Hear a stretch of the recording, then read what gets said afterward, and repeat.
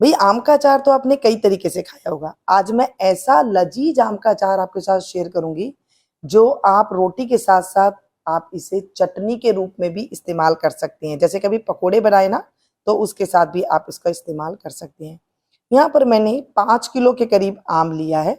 और जो अब आम आ रहे हैं ना, बारिश के मौसम में जो आम आते हैं उसका अचार बहुत दिनों तक, यानी कि 2 से 4 सालों तक आराम से टिक जाता है, कभी खराब नहीं होता है।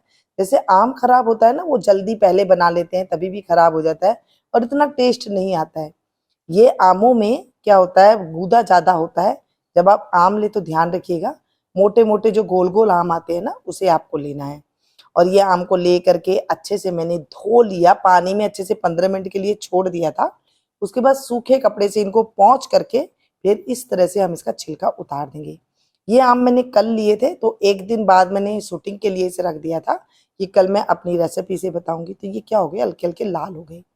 नमस्ते दोस्तों, मीनू गुप्ता किचन में आप सभी का खूब खूब स्वागत है। मीनू गुप्ता किचन में हेल्दी ऐसी रेसिपियां बताई जाती है जो कम मसाले के साथ और बहुत ज्यादा यूनिक तरीके से। तो यहाँ पर देखिए, मैं आम को छील रही हूँ और इस आम को हम सिर्फ 3 मसाले के साथ बनाएंगे। नमक, मिर्च और हींग, और कुछ नहीं डालेंगे। इस आम का मैं छिलका उतार रही हूँ क्योंकि छिलके ना कई बार काले काले से आ जाते हैं। आप चाहें तो छिलके के साथ भी बना सकते हैं, लेकिन मैंने ये सारे आम छिलके उतार दिए हैं इसके। और इन छिलकों को हम फेंकेंगे नहीं, इनको हम तेज धूप में सुखा लेंगे और उसके बाद इसका पाउडर बना करके अमचूर के रूप में इसके हम इस्तेमाल करेंगे, जो आप इसे चटनी में डाल सकते हैं या फिर किसी सब्जी के। यहाँ पर आम को लेंगे और इस तरह से काटेंगे। देखिए, जैसे मैंने कहा कि एक दिन बाद मैंने इसे बनाया है, तो ये हल्के से लाल हो गए हैं। तो आप जब लेके आए तो आम को सॉफ्ट नहीं लीजिएगा, टाइट लीजिएगा और वहां कटवा करके देख लीजिएगा कि कहीं आम लाल ना हो, ठीक है। और इस आम को ले करके हम कटिंग करेंगे।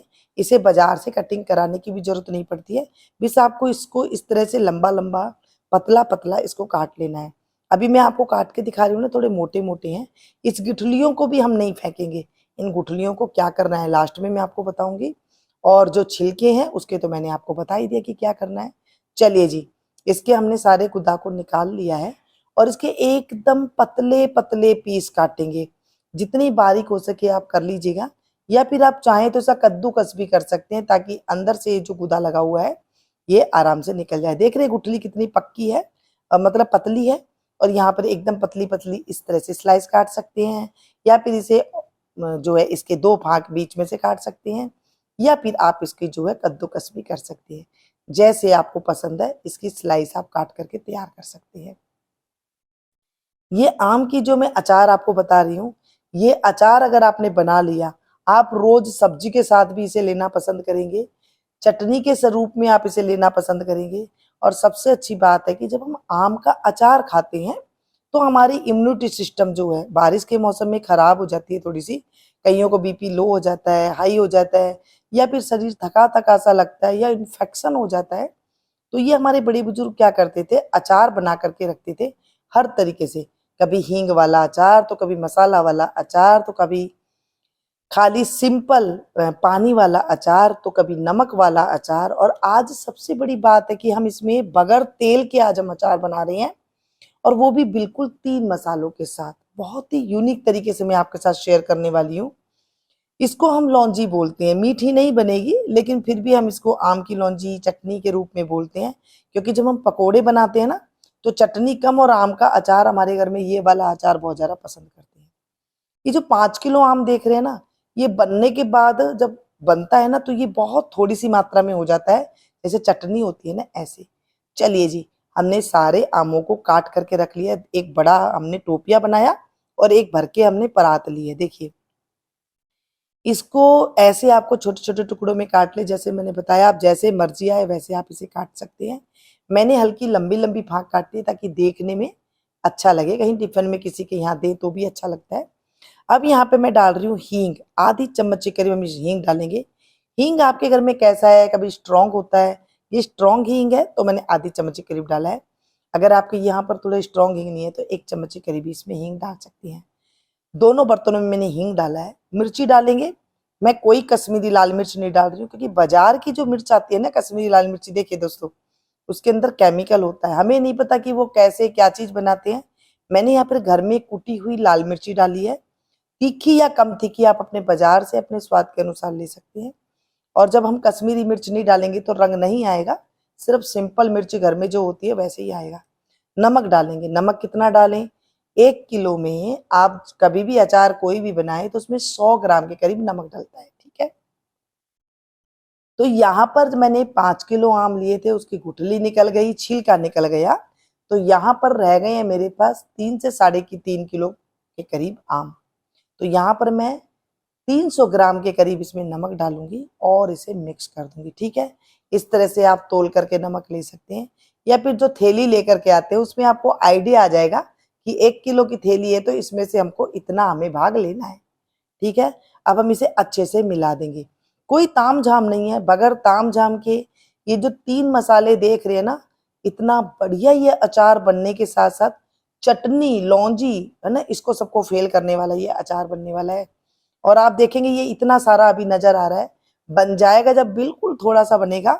और इसे हम लोग रोज खाना पसंद करते हैं, क्योंकि जब बारिश का मौसम होता है ना, अचार बहुत लगता है, कभी पराठे के साथ तो कभी पूरी के साथ, क्योंकि इन मौसमों में ना त्योहार भी बहुत आते हैं, तो कुछ खट्टी तीखी चटपटी चीज खाने का मन करता है।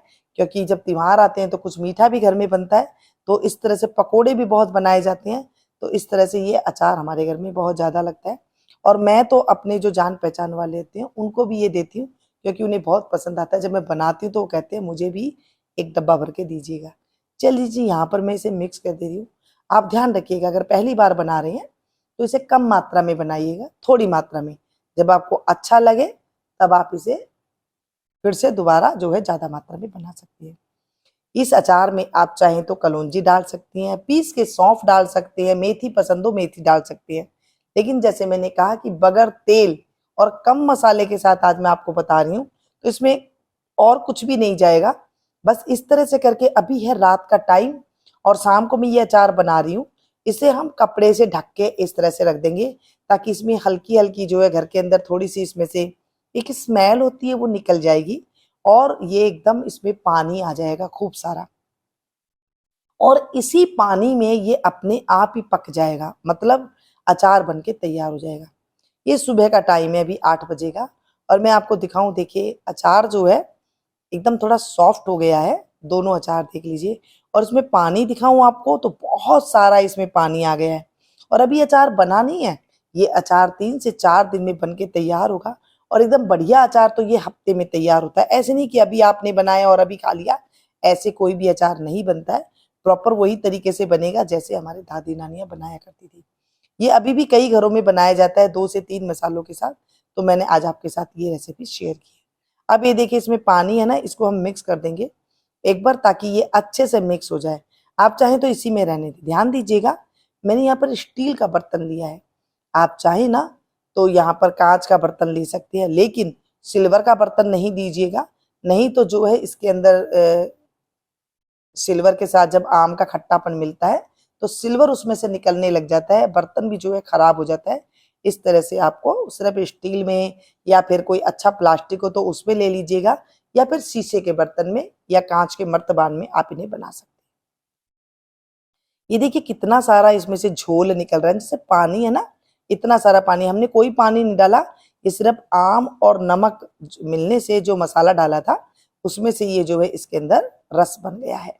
अब इसको हमें एक बड़े डब्बे में डालेंगे। मैंने 5 किलो का एक डब्बा लिया है, इसमें डालेंगे, क्योंकि इतना बड़ा मर्तबान अभी मेरे पास नहीं है। बाद में जब इसमें बन जाएगा तो मैं छोटी छोटी शीशियों में, 2 शीशियों में इसे भर के रख दूंगी, कांच के शीशियों में। अभी ये ज्यादा मात्रा में है, थोड़ी देर हम इसे धूप में रखेंगे। अब सुबह का टाइम है, धूप भी आ गई है, थोड़ी देर इसे धूप में रखने के बाद शाम के टाइम पर हम देखेंगे तो ये क्या होगा, थोड़ा और भी जो है सॉफ्ट हो जाएगा और नीचे चला जाएगा। देखिए कितना सारा इसमें से पानी निकला है, और अचार के डब्बे में भी खूब सारा इसमें रस है। अब इसी पानी में हम थोड़ी सी लाल मिर्ची डाल देंगे, थोड़ा नमक और डाल देंगे, और इसे मिक्स करेंगे, क्योंकि नमक थोड़ा बच गया था, मैंने इसमें ये डाल दिया है। अब मिक्स करके इसके अंदर डाल देंगे। जैसे मैंने कहा कि आप इसमें मसाले डाल सकते हैं, तो ये मसाले भी आप इसमें कलौंजी, सौंफ, मेथी और हल्दी वगैरह भी डाल सकते हैं। मैंने बिल्कुल पारंपरिक तरीके से बनाया है, तो बिल्कुल सिंपल तरीके से इसी तरह ही बनाया है। मिर्ची आप अपने स्वाद के अनुसार कम ज्यादा कर सकते हैं। देखिए जैसे मैंने कहा कि मैं इसमें कश्मीरी लाल मिर्च नहीं डाल रही हूँ, तो इसको एकदम लाल लाल रंग नहीं आएगा। और ये देखिए मैंने पानी डाला है, तो ये कितने अच्छे से इसके अंदर ऑब्जर्व हो रहा है, और ये अपने आप ही इसी में ही सॉफ्ट हो जाएगा, इसी में ही पक जाएगा, और इसी के अंदर ही अचार हमारी लौंजी बन के तैयार हो जाएगी। हम एक बूंद इसके अंदर तेल नहीं डालेंगे, ना ही कोई चीज डालेंगे, ये फिर भी बहुत ही बेहतरीन अचार बन के हमारा तैयार होगा। इसे अब हम रख देते हैं धूप में, और फिर शाम के टाइम पे थोड़ी थोड़ी देर में हम हलाते रहेंगे, और 3 से 4 दिन के अंदर ये अचार हमारा बन के तैयार हो जाएगा। फिर आप इसे रोटी के साथ, पराठे के साथ, चावल के साथ, पकोड़े के साथ, किसी के साथ भी सर्व कीजिएगा, बहुत मजे का लगेगा। आप इसे बनाने के बाद खाएं तो आप मुझे जरूर बताइएगा आपको ये अचार कैसा लगा। और मिलती हूँ फिर से एक नई वीडियो में नई एक और जानकारी के साथ। आप लोग देखते रहिएगा मीनू गुप्ता किचन।